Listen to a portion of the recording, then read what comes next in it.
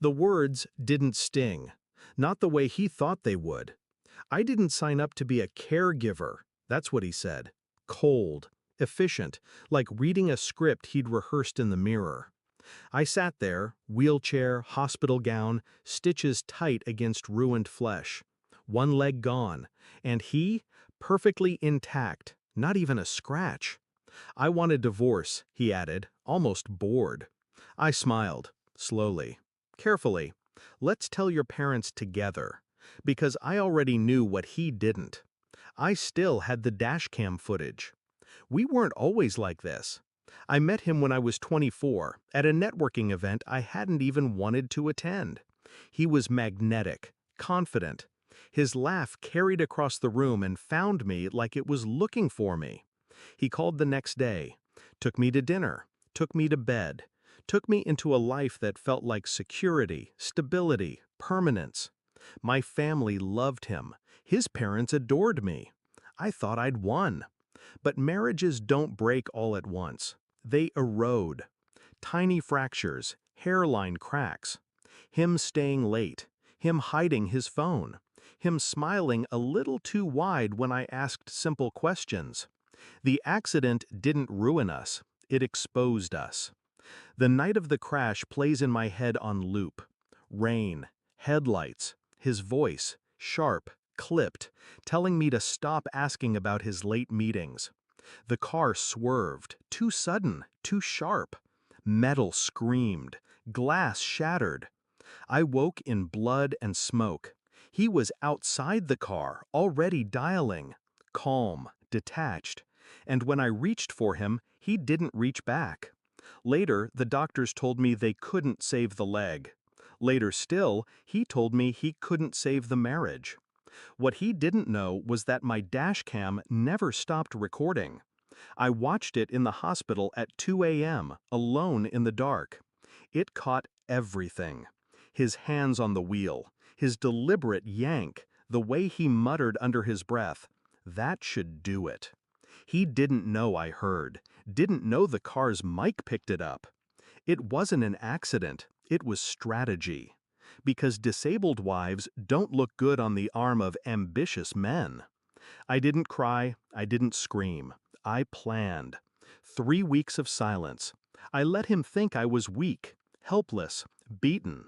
I signed the papers he brought me, fake ones he thought I wouldn't read. I played the good patient, the discarded wife. And then I sent one email. Subject line, "For your records." Recipient, his father. Attached, the dashcam file. We sat in their living room the next evening. His parents on the sofa, stiff with anticipation. Him beside me, restless, already rehearsing the speech of a man escaping tragedy with dignity. I stayed quiet. Let him start. Mom, Dad, the accident changed everything. She'll need care, and well, I can't. It's not fair to me, it's not fair to her. We've agreed to separate. I watched his mother's eyes widen, his father's jaw tighten. Why don't we show them something first? I said softly. I reached into my bag, pulled out the USB, plugged it into their television, and pressed play. The room went silent. Rain on the windshield, his hands, that muttered line, "That should do it." His mother gasped. His father stood up, fists clenched. My husband's face drained of color. "That's edited," he stammered. But his father's voice cut through him like steel. "Shut up." The fallout was immediate. His parents withdrew their financial backing from his business. His father cut him out of the will. His mother, who once called him her pride, couldn't even look at him. And me? I didn't yell, I didn't gloat. I simply handed them the divorce papers. The real ones. Drafted by my lawyer, favoring me heavily. Alimony secured, assets divided. His reputation finished. He signed. He had no choice. Afterward, he tried to beg, said he didn't mean it, said he panicked. But I knew the truth. I saw the calculation in his eyes that night. The same calculation that once made me fall in love. Only now it was turned against me, and he lost. I walk with a prosthetic now. Every step reminds me of the price I paid.